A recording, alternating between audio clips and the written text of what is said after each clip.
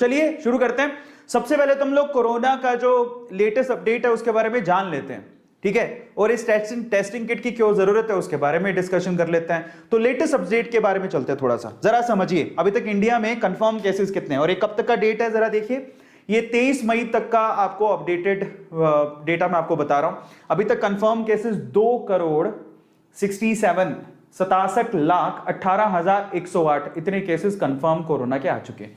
Activated cases कितने active cases हैं, तो यहां पर 27,45,531 एक्टिव केसेस हैं।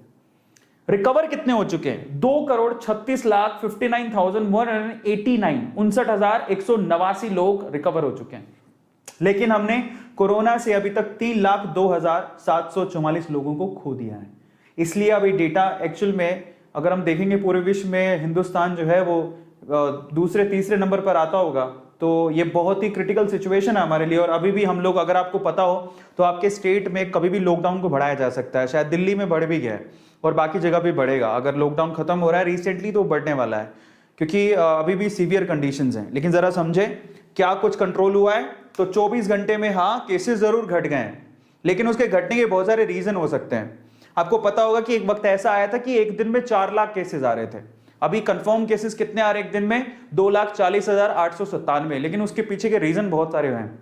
कई तो सबसे बड़ा रीजन कि एक्चुअल में टेस्ट ही नहीं हो पा रहे, क्योंकि अभी सीवियर कंडीशन में चल रहा है सेकेंड वेव। तो उसका रीजन ये भी हो सकता है, कंफर्म केसेस काफी स्टेट्स में तो टेस्ट ही नहीं हो पा रहे हैं, टेस्टिंग किट ही नहीं है, टेस्ट नहीं हो पा रहे, तो उसकी वजह से केसेस धीरे धीरे पता नहीं किस वजह से घट रहे हैं। बट चलो एक पॉजिटिव न्यूज है, मे भी हो सकता है कि वाकई में लोग सजग हो गए और घर पे बैठ रहे हैं, उस वजह से भी कंट्रोल है।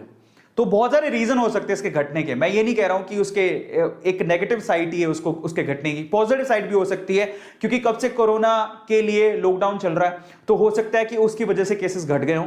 लेकिन एक रीजन ये भी है कि टेस्ट पॉजिटिवली प्रॉपरली नहीं किए जा रहे, ठीक है, टेस्ट प्रॉपरली नहीं किए जा रहे, उसका भी एक रीजन है, ठीक है। लेकिन फिर भी अगर आप गौर से देखोगे कंफर्म केसेस घट गए, लेकिन अभी डेथ्स नहीं घटी हैं। आपको पता होना चाहिए कि हाँ थोड़ा बहुत इसमें फर्क आया, लेकिन काफी घट जाना चाहिए था। उस लेवल से नहीं घटना है जिस लेवल से यहां पर ये कंफर्म केसेस घटे हैं। अभी भी एक दिन में 3739 डेथ रिकॉर्ड की जा रही हैं, और ये एक it's not a good sign. Again ये एक ड्रेस्टिक साइन है। 4400 का पीक था, अभी वो 3700 पे आ गया है। घट तो रहा है लेकिन उतनी रैपिडली नहीं घट रहा है, और ज्यादातर केसेस तो रिकॉर्ड ही नहीं किए जा रहे हैं। सो एक प्रॉब्लम है। अब उसकी सबसे बड़ी वजह क्या है, उसकी सबसे बड़ी वजह है कि हम लोग टेस्टिंग अच्छे से नहीं हो पा रही है। मैं उसका डेटा भी देता हूं आपको, जरा ध्यान से समझिएगा। अगर आप लोग यहां पर टॉप 5 स्टेट्स देखें तो महाराष्ट्र अभी टॉप पर है। कोरोना केसेस में महाराष्ट्र सबसे ऊपर चल रहा है। अभी तक कोरोना के कितने केसेस आ चुके हैं महाराष्ट्र में, 55,53,225 केसेस, और ये पिछले डेटा से 26,133 ऐड हो गया है इसके अंदर। कर्नाटका सेकंड नंबर पर चल रहा है जहां पर हम लोग रह रहे हैं, 23,98,925 केसेस हैं, 31,183 ऐड हुआ है लास्ट डेटा के अंदर। केरला थर्ड नंबर पर है जिसमें 23,22,147 केसेस आ चुके हैं, 28,000 केसेस की बढ़ोतरी हुई है।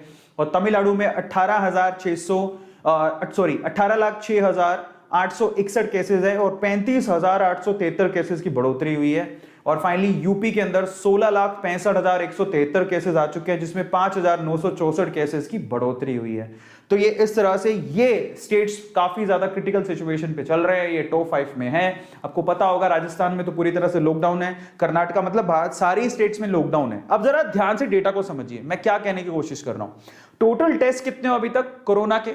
कोरोना का टेस्ट किसको करवाना है, पहला सवाल तो यही उठता है। चाहे आप स्वस्थ हो, आपको कोरोना नहीं हुआ हो, जो भी हो, टेस्ट जरूरी है, ठीक है। अब टेस्ट पहले तो उनका टेस्ट करना जरूरी है जिनको थोड़े से सिम्टम्स आ रहे हैं, लेकिन अब पहले तो उनको करना जरूरी है। लेकिन अगर हमारे पास संसाधन होते तो उनका भी टेस्ट करना जरूरी है जो एसिम्प्टोमेटिक है। जरा समझो, टेस्ट करेंगे तो भी हमें समझ में आएगा डेटा, और उसी के हिसाब से हम लोग प्रॉपरली आगे की चीजों को मैनेज कर पाएंगे। तो इसलिए टेस्टिंग बहुत जरूरी है। लेकिन जरा समझो कितने टेस्ट हुए इंडिया में। इंडिया में अभी तक 328 मिलियन टेस्ट ही हो पाए हैं। जरा आप देखो कितने टेस्ट हुए हैं, 328 मिलियन लोगों का टेस्ट हुआ है अभी तक, कोरोना टेस्ट। उसमें कुछ असिम्प्टोमेटिक थे, कुछ सिम्प्टोमेटिक थे, किसी को था किसी को नहीं था, बट इतने टेस्ट हुए। आपको आप जानते हो जनसंख्या कितनी है हमारी, इतने लोगों का ही अभी तक कोरोना का टेस्ट हुआ है। इतने लोगों का टेस्ट हुआ है, इसमें से कुछ पॉजिटिव थे, कुछ नेगेटिव थे, कुछ सिम्प्टोमेटिक थे, कुछ असिम्प्टोमेटिक थे, इतने लोगों का हो पाया अभी तक। समझ में आ रहा है? जनसंख्या बहुत ज्यादा है। कितनी है जनसंख्या जानते हैं? हिंदुस्तान में 1.37 बिलियन जनसंख्या है। और अगर आप डेटा से कंपेयर करेंगे ना कि इतने लोगों का टेस्ट हुआ और इतनी जनसंख्या है हमारे पास, तो मैं आपको बता देता हूं अभी तक सिर्फ 30% लोगों का, 30% लोगों का ही टेस्ट हो पाया है। पूरी हिंदुस्तान की जनसंख्या में अभी तक 30% लोगों का ही कोरोना टेस्ट हो पाया है।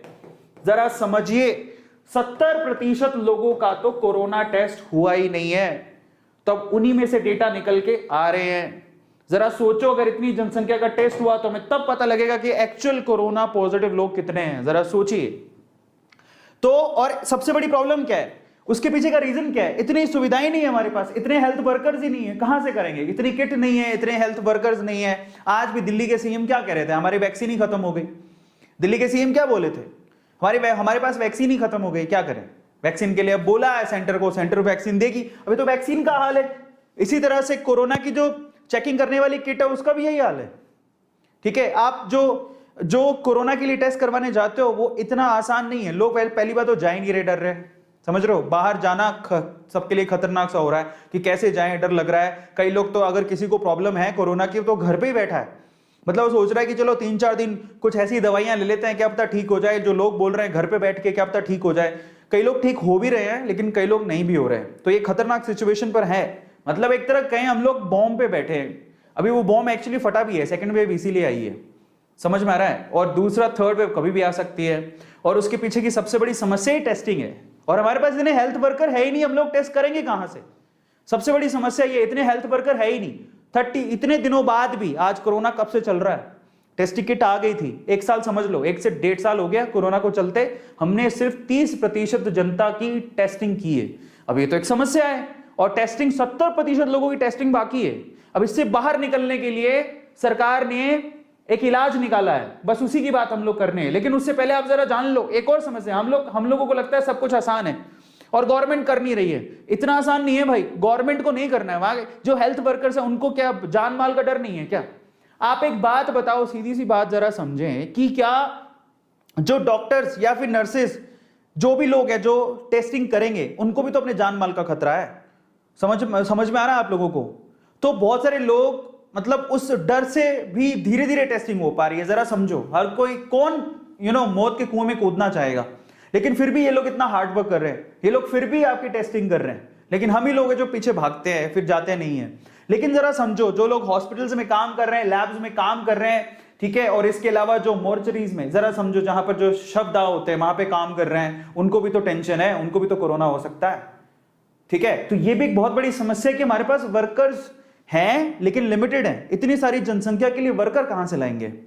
तो समझो, अगर हम लोग टेस्ट करने के लिए, अगर आप भी देखोगे कि कोरोना के सेंटर अपने सिटी में घूमोगे, मैं गांव में तो शायद ना भी हो, शहरों में कहीं होगा तो हमें बहुत दूर जाना पड़ता है कि हाँ उस सरकारी अस्पताल में आपको कोरोना का टेस्टिंग मिलेगी। क्योंकि ये मेरे साथ हो चुका है। जब हम टेस्ट के लिए गए थे प्राइवेट कॉलेजेस, प्राइवेट जो हॉस्पिटल्स है, उसमें तो हम लोग गए, नहीं आज नहीं मिल पाएगा, आज है नहीं, यहाँ पे तो हम करते ही नहीं है, उधर जाओ उधर जाओ। बाद में पता लगा एक सेमी गवर्नमेंट हॉस्पिटल, वहां जाके हमने करवाया। समझ में आ रहा है? तो बहुत समस्या है। अब इससे निजात पाने का तरीका क्या है? लेकिन उससे पहले अगर आपको कोरोना का टेस्ट करवाना होता है तो इसकी प्रॉब्लम समझो। कोरोना के टेस्ट को जो आप बाहर जाके करवाते हो उसको बोलते हैं RT-PCR। क्या बोलते हैं? RT-PCR। हर एक चीज को जानो, बहुत जरूरी है। RT-PCR का मतलब क्या होता है? Reverse transcriptase polymerase chain reaction. इसको RT-PCR बोलते हैं, reverse transcriptase polymerase chain reaction. ये तो इसका RT-PCR करवाना होता है, कोरोना टेस्ट को यही बोलते हैं। अब यहां पर समस्या क्या है जरा समझो। सबसे पहले तो ये महंगा है। कितने? 600 से 1200। मैंने खुद नहीं 2000 रुपए दिए था। सोचो जरा, उसके लिए आपको ट्रैवल करके भी जाना पड़ता है। और जो आपका रिजल्ट आता है कोरोना का, वो इमीडिएटली नहीं देते। आपको पता होना चाहिए, अगर आप कोरोना टेस्ट करवाए हो तो 48 से 72 घंटे लग जाते हैं। तो इसका मतलब समय ज्यादा लगता है, ट्रैवल करके जाना पड़ता है, जान का खतरा यहां पे भी है, पैसे भी ज्यादा देने पड़ते हैं। 600 से 1200 रुपए आपको पे करने पड़ते हैं, तब जाके आपको पता लगता है आपको कोरोना है कि नहीं है। तो इतने समस्याएं पाले ही क्यों? अब इस टेस्टिंग को इंप्रूव करने के लिए, क्योंकि मैं ज्यादा से ज्यादा बार बार एक ही तो बात बोली जा रही है, अब ज्यादा से ज्यादा टेस्ट करो, पता लगेगा कि कोरोना है कि नहीं है। तो उनको पकड़ो जिनको कोरोना है, मतलब पकड़ो इन द सेंस उनका इलाज करो, ऐसे पकड़ो नहीं, उनको बुलाओ भैया ठीक है तुम्हें कोरोना है तुम रहो आइसोलेशन में रहो, उनको इलाज देना जरूरी है। अब टेस्टिंग ही तो नहीं हो पा रही है, अब इसको इंप्रूव करने के लिए क्या किया जरा हम उसको समझे। इस टेस्टिंग को इंप्रूव करने के लिए हमारी एक संस्था है जिसका नाम है ICMR। क्या नाम है? ICMR। फुल फॉर्म क्या है? Indian council of medical research, ये उसकी फुल फॉर्म है ICMR, Indian council of medical research. इन्होंने एक होम टेस्टिंग किट अप्रूव की है, यही है वो होम टेस्टिंग किट। इसका नाम क्या है? कोविशेल्फ। क्या नाम है? कोविशेल्फ। ये एक होम टेस्टिंग किट है जो अप्रूव कर दी है, जिसमें आप घर पे रह के अपना खुद का आप कोरोना टेस्ट कर सकते हो। इससे अच्छा क्या होगा?